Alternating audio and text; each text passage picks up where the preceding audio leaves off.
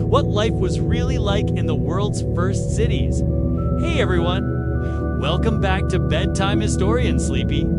Tonight we're drifting back into the world's very first cities. What life was actually like long before textbooks simplified everything. So get cozy, settle your pillow. And while you relax, don't forget to subscribe, like, and share this with a friend who loves drifting off to calm, surprising history. Now let's drift back in time, so settle in, dim the lights.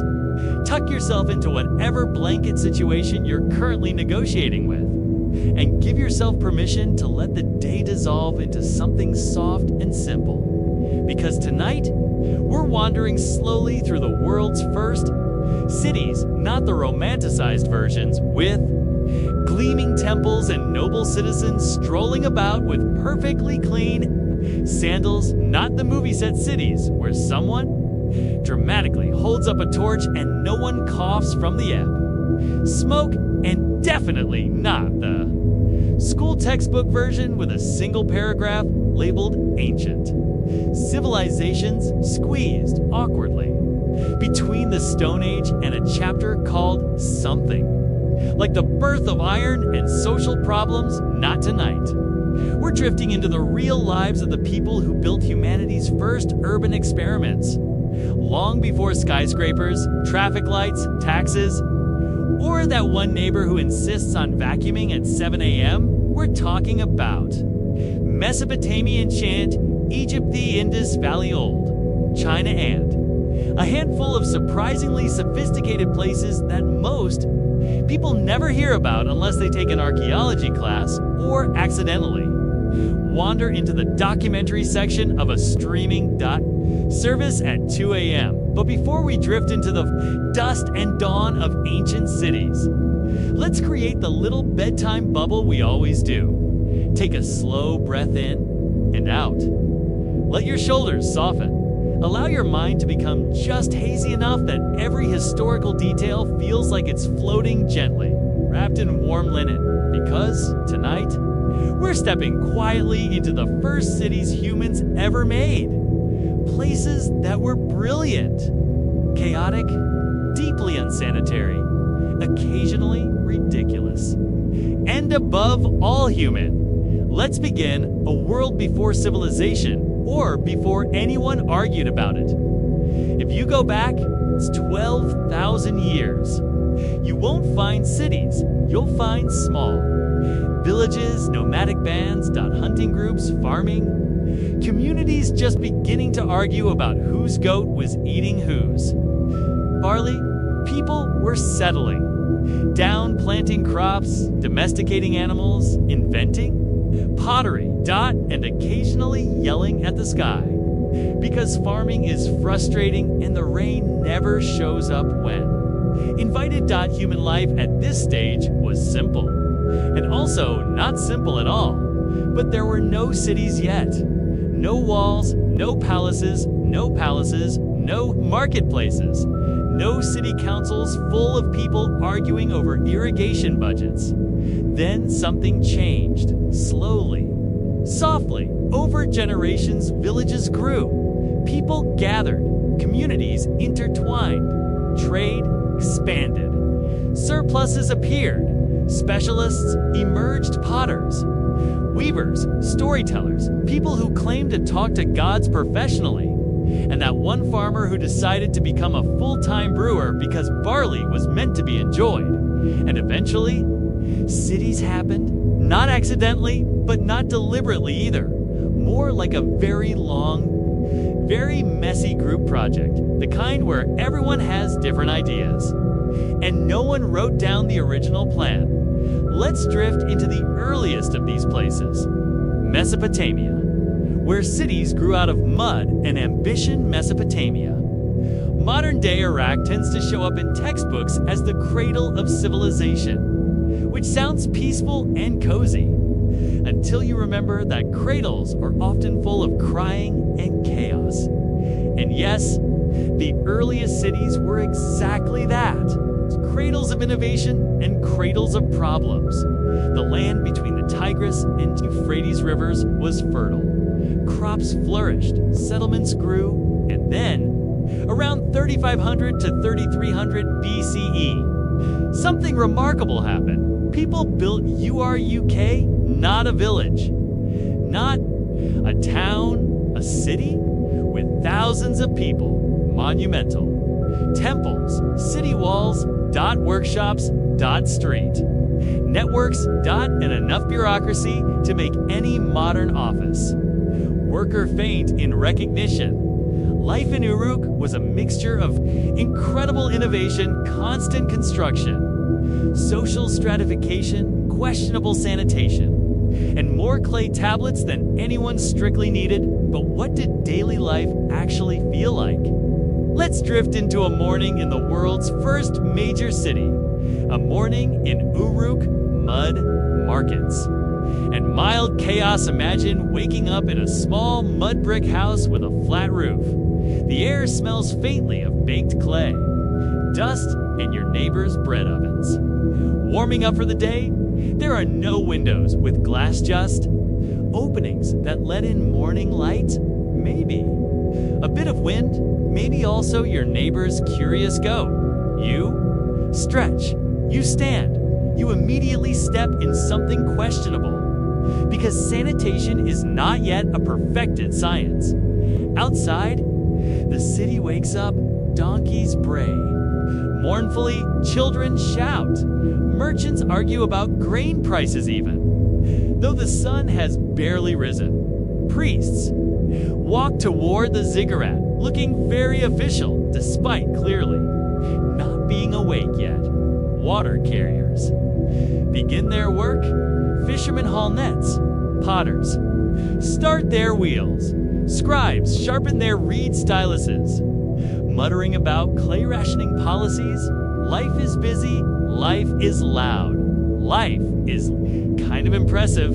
People in the first cities were not stiff. Silent statues from museum exhibits, they were messy, emotional, and prone to petty arguments about irrigation rights, which brings us to one of the great surprises of the earliest cities. They were full of bureaucracy, not because people loved it, but because someone had to keep track of all the barley. The inventors of bureaucracy. Sorry. World, one of the least appreciated facts of ancient civilization is this. Writing was invented so people could pay taxes, not for poetry, not for philosophy, not for lovingly journaling about the sunrise. No. Writing began because someone needed to track which farmer delivered which number of grain sacks to which temple official who definitely overcharged them in Uruk. And later cities like Lagash and your scribes emerged as a special class of professionals.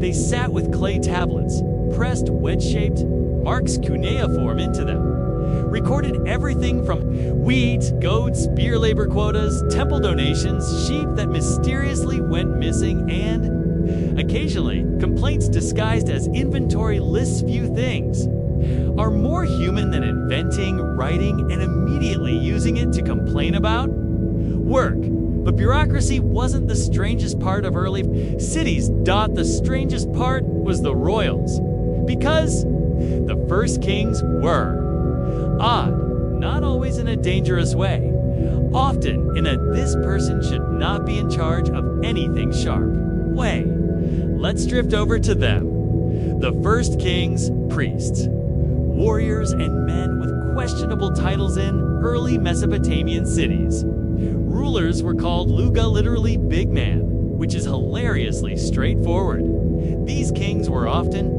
priests, warriors, administrators, and occasional hype men for the god. Some were strong leaders.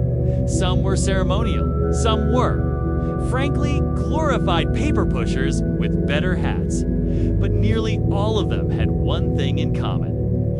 They really wanted people to believe they were chosen by the gods. Sometimes they were chosen because they were brave. Sometimes because they were wealthy. Sometimes because their father had been in charge. And sometimes because they had spectacular hair, one king of Uru-Gilgamesh was so famous for his beauty and strength that scribes spent centuries writing poems about him. He was described as two-thirds divine, which raises interesting biological questions. Questions we will not ask tonight because this is a calming sleep story. Not a math exam, but other kings were less impressive. One king's inscriptions bragged that he could lift a basket of bricks with minimal assistance. Another king claimed to have defeated a lion, which archaeologists strongly suspect was already old, tired, and possibly asleep during the encounter. But what matters isn't how heroic the kings were, it's that cities needed leadership good or bad. Someone had to manage water, someone had to organize labor, someone had to make sure festivals happened on time. Someone had to explain why the harvest failed without blaming themselves, and the kings filled that role. Sometimes brilliantly, sometimes disastrously, but royal drama wasn't exclusive to Mesopotamia. Let's drift further west. Egypt. The city that became a civilization, Egypt, is often imagined as a land of pharaohs and pyramids. But before all of that grandeur, Egypt had tiny settlements along the Nile. Small villages turned into towns.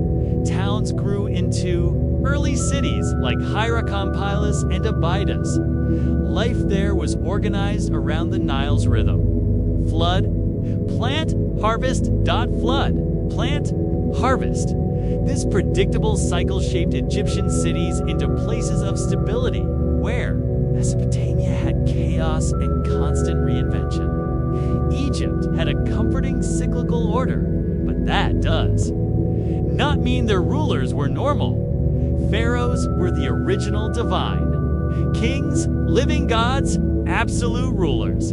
People who were supposed to look perfect at all times despite leading extremely stressful lives and, judging by tomb evidence, having dental problems. So severe they would make dentists weep.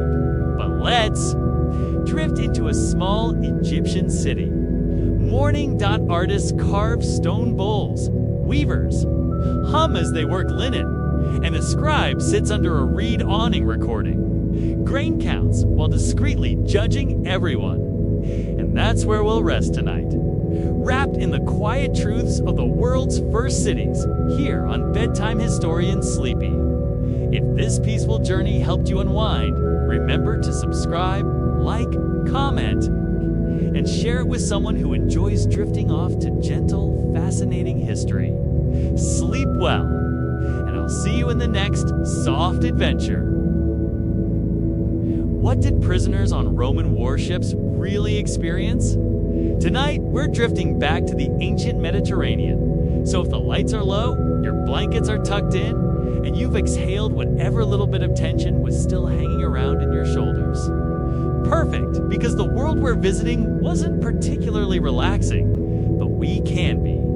Tonight's quiet wander takes us onto Roman warships, and, more specifically, into the lives of the people who got stuck on them without exactly volunteering. The prisoners, the captives, the unfortunates, who ended up chained to benches on vessels that moved faster than they smelled good, and who, despite living through one of the least comfortable situations in ancient history, somehow left us stories filled with, well, mostly bad decisions made by the people in charge. This won't be dramatic or grim. We're not here for cinematic battles or epic tragedy. Just a slow, sleepy, slightly sardonic glide through the everyday. It's reality of being a prisoner on a Roman ship. The boredom, the routine, the mildly confusing instructions shouted by Roman officers who were, more often than not, convinced of their own brilliance. So settle in, take an easy breath, and drift with me to a place where your fate depended heavily on whether the centurion had slept well, and whether the admiral had remembered not to stand too close to the oars. Now, let's ease ourselves into the scene. A Roman warship wasn't a grand, elegant thing, not up close, from a distance. Yes, you might admire the sleek shape, the rows of oars, the proud bronze prow promising to ram something at an inconvenient angle. But up close, it was wood, rope, sweat, and the unsettling awareness that a good portion of the rowers were not there voluntarily. Prisoners on Roman warships fell into a few common categories. There were captured sailors who had the misfortune of losing a naval battle. There were enslaved civilians, captured in raids or purchased at markets with the enthusiasm of someone collecting unfortunate houseplants. There were criminals, sentenced to life at the OR by judges who probably wrote their verdicts before lunch. And occasionally, there were political prisoners, the ones Rome didn't quite know what to do with, but definitely didn't want to lose track of. And once they were aboard, all these people discovered a universal truth. Roman warships were extremely democratic in one regard. Everyone suffered equally. Let's drift down into the lower deck, Kif. You can call it that. Roman ships didn't have the deep, cavernous interiors we associate with later wooden vessels. Everything was compressed. Narrow. Designed by someone who clearly believed personal space was a decadent. Luxury. The benches were long. Flat. Hard. Usually made of wood that had seen better centuries. Prisoners were chained to these benches, sometimes by one ankle, sometimes by both, sometimes by an arrangement that can only be described as invented by someone who hated knees. They weren't chained because Rome feared escape while at sea. There's not much to escape into. They were chained so no one could simply stand up, stretch, and wander away during rowing practice, which Romans considered a deeply unacceptable form of self-expression. And rowing was the main event because prisoners didn't just row during battles. They rowed constantly. Training. Travel. Patrols. Random laps because a commander had a new idea about ship speed, and always to the beat of the hortator, the man who called the rhythm a sort of ancient metronome with a large stick and a very loud voice. The hortator's entire job was to keep everyone pulling in sync. A noble purpose, an exhausting SOUNDSCAPE. And for prisoners, it meant the day was one long, rhythmic reminder that their future was not entirely their own. Now, it's important to stay in that calm, drifting mindset as we explore this next bit, because Romans commanders had a very complicated relationship with the idea of comfort. Comfort, to them, was something you inflicted on your enemies, not something you offered your crew. Most prisoners slept exactly where they rowed, on their benches on wood that had absorbed decades of Mediterranean humidity and questionable human decisions. There were no mattresses, no pillows, unless you count my own arm, which is currently asleep and therefore soft. Blankets were rare, unless someone died, and Roman officers did occasionally redistribute.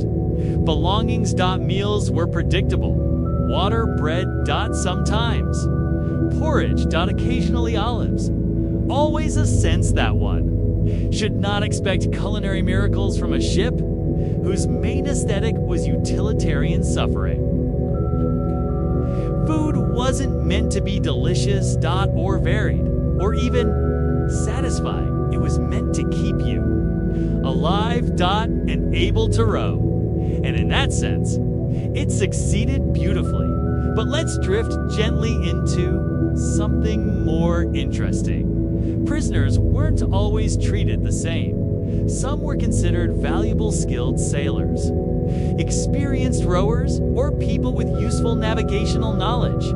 These prisoners were still chained, still rowing, still covered in the usual thin film of seawater and existential despair. But they were spoken to, sometimes even asked questions. On the other end of the scale were the unfortunates Rome deemed expendable. These were the men who rowed with the grim understanding that if the ship needed to go faster, they would simply be instructed to row faster. And if the ship needed to be lighter, well, Romans did believe in efficiency.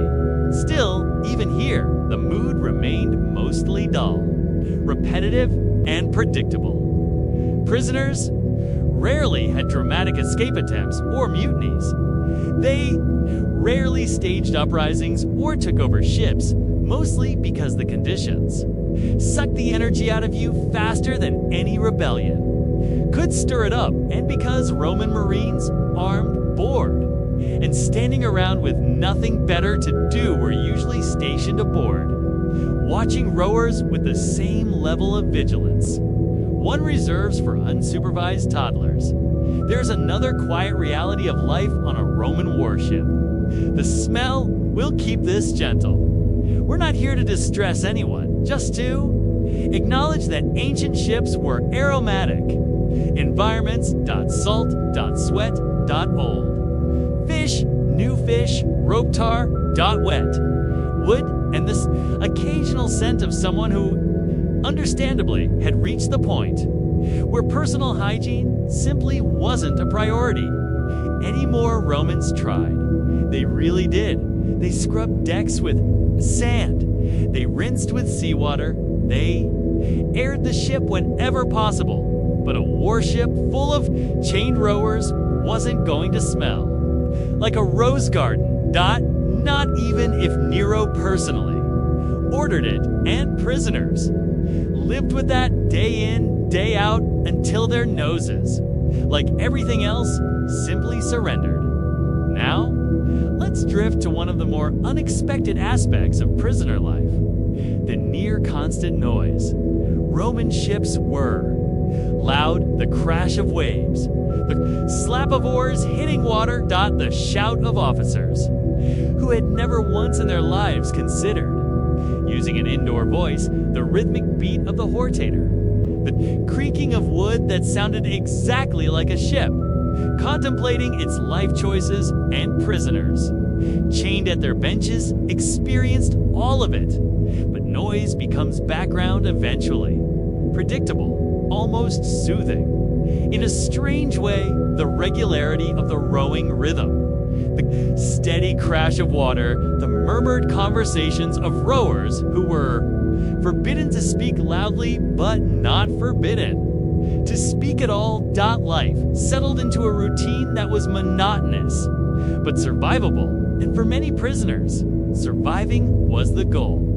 They couldn't escape, they couldn't negotiate, they couldn't bribe their way out, unless they happened to be extremely well connected, which, if they were, they probably wouldn't be here in the first place, but they could endure.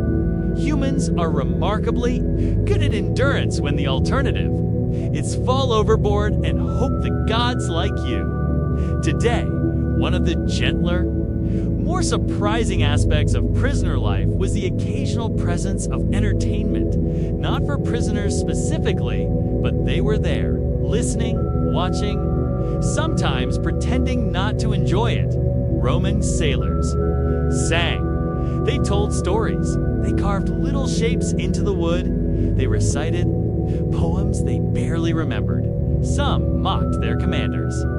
Quietly, some mocked each other loudly. Humor. Even in unpleasant places, especially. In unpleasant places, prisoners participated in these small moments of human connection, sometimes cautiously, sometimes openly. If the Marines were relaxed or distracted, it wasn't joy. Exactly. More like shared survival moments of humanity inside a machine built for war. And these small moments mattered. They made the days bearable. they made the rowing less monotonous. They created tiny pockets of something, almost like community, or at least shared misery, which is historically close. Enough, but let's drift gently now to something uniquely Roman. There, military discipline. Roman commanders were very proud of their discipline. They believed order was essential. They believed every soldier and every prisoner must follow the rhythm of the state. But the reality on warships was often more chaotic. Saltwater, sunburn. Fatigue. Generals who forgot to bring enough fresh water. Commodores who steered too close to shore because they were convinced they knew a faster way. Admirals who gave dramatic speeches no one could hear over the waves. And through it all, prisoners rowed because they had to, because there was no alternative, because the ship only moved if they moved. It which gave them a strange sort of power, not real power, not political or social or military, but functional power. If prisoners refused to row, the ship didn't go because punishment was swift. But the Romans were not stupid. They knew their ships depended on the unwilling people chained inside them. How did medieval people really smell, and what did they do about it? Tonight, we're drifting back to a world where perfume was precious. Soap was optional, and the air wafting through royal halls was, let's say, far more textured than anything you'll find in a modern scented candle shop. So, settle in. Dim the lights, let your shoulders drop a little, and let's drift into the very gentle, very aromatic cloud of medieval personal hygiene. Because the truth is, medieval people smell, and not in the charming fresh bread from the village bakery kind of way. More in the natural, earthy, and profoundly unavoidable human musk kind of way.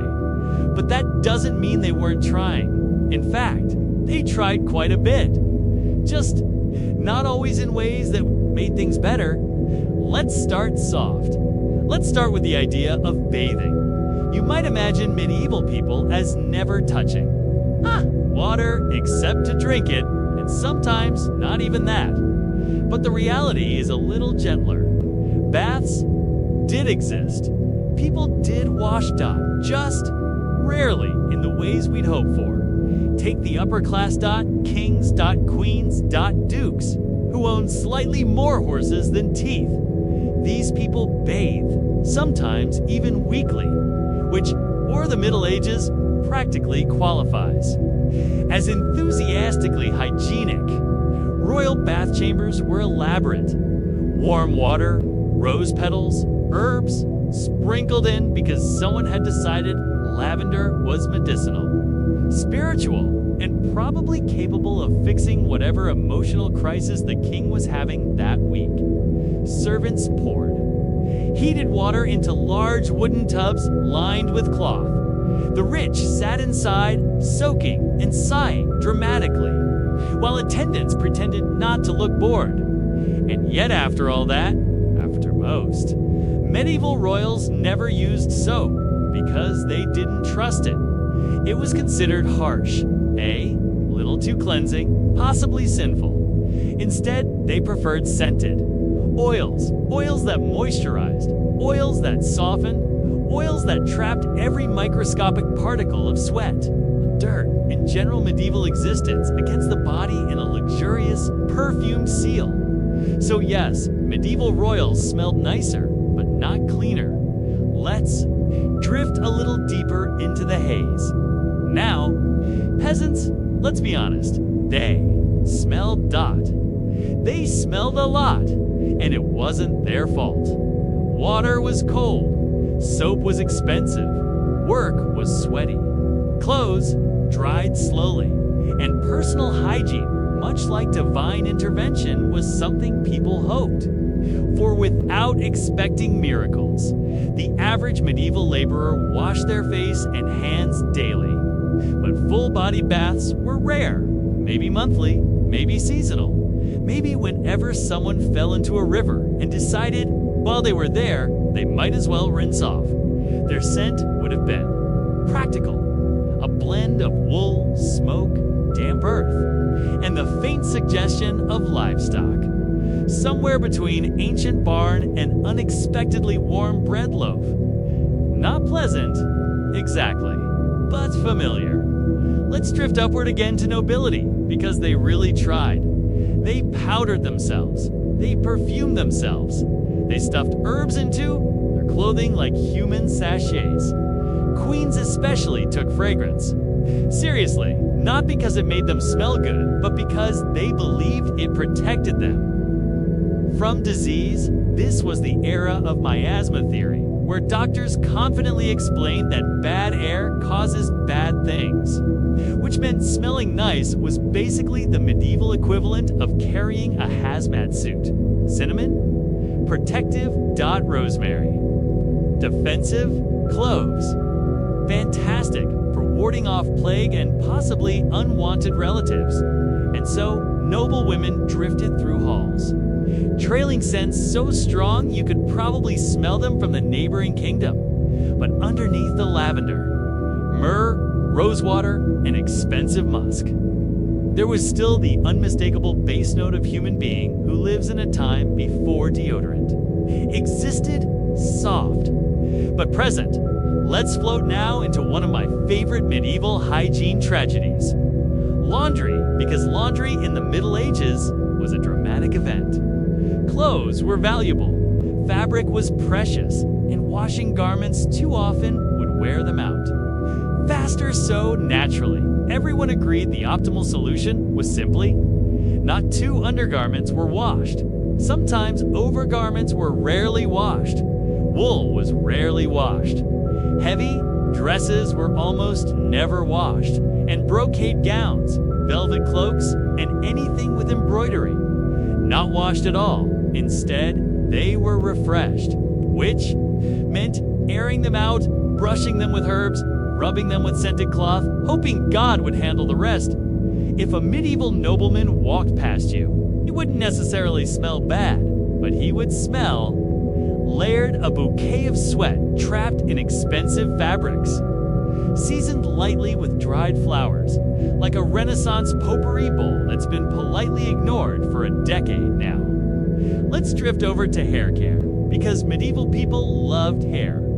They pampered it, they oiled it, they styled it into shapes that defy both gravity and logic. But washing hair? There we hit another gentle historical obstacle. Hair washing was considered risky, dangerous. Even, after all, exposing your scalp to water might let cold air in.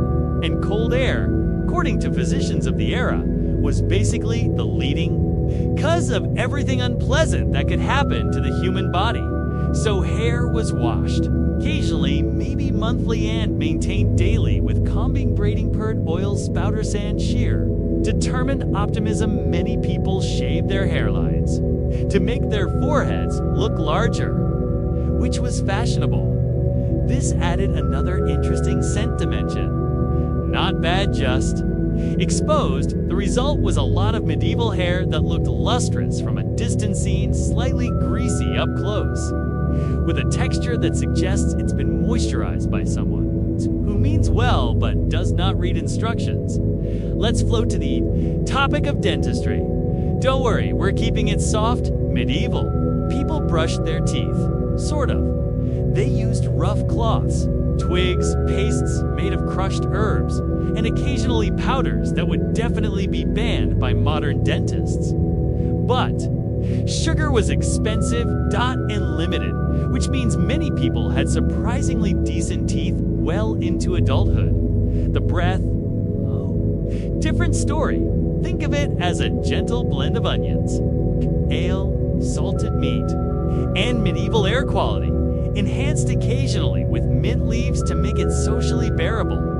Not fresh, not minty, but functional. Let's wander now to the question, medieval. Historians love to debate. Did medieval Europe actually smell worse than other historical societies? And the answer is It depends that the Middle East had sophisticated bathhouse cultures. 3, 4, even 5 baths a week. Steam scrubbing fragrances that didn't come from crushed swamp flowers. China and Japan had equally strong bathing traditions.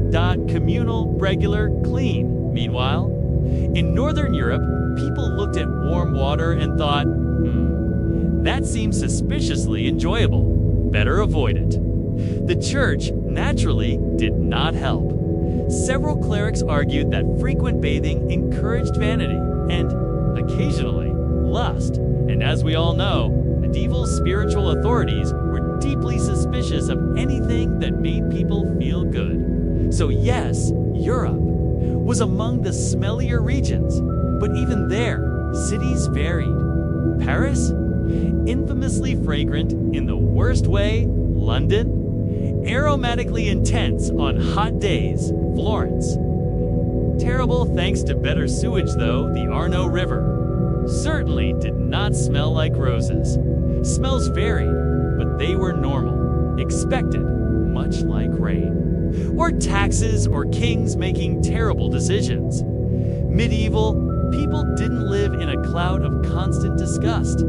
They simply adapted. Because if everyone smells like sheep tallow and wood smoke, then no one does. Let's drift now into the royal approach to not smelling awful.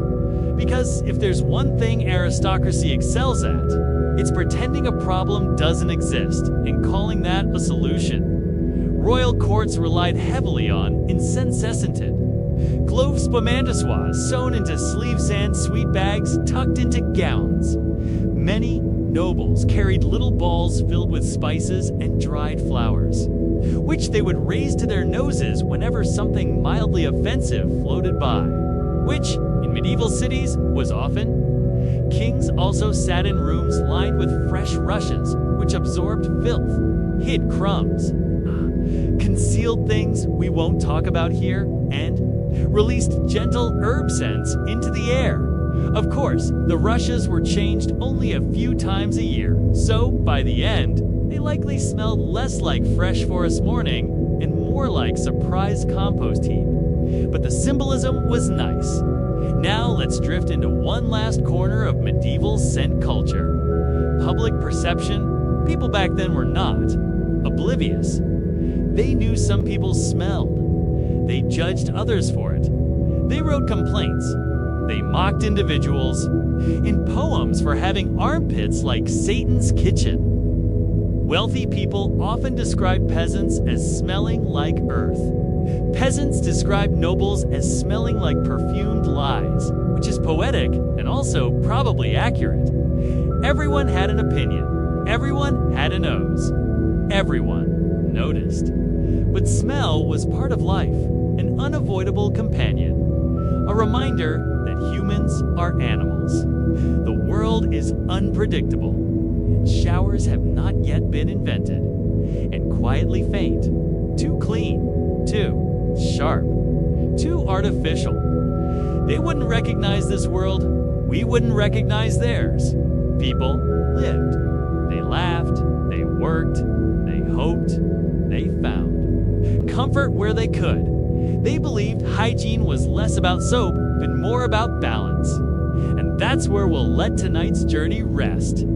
A quiet glimpse into medieval life explored softly here on Bedtime Historian Sleepy. If this helped you unwind, don't forget to subscribe, like, comment, and share it with a friend who enjoys drifting off with a bit of cozy history. Sleep well, and I'll see you in the next peaceful story.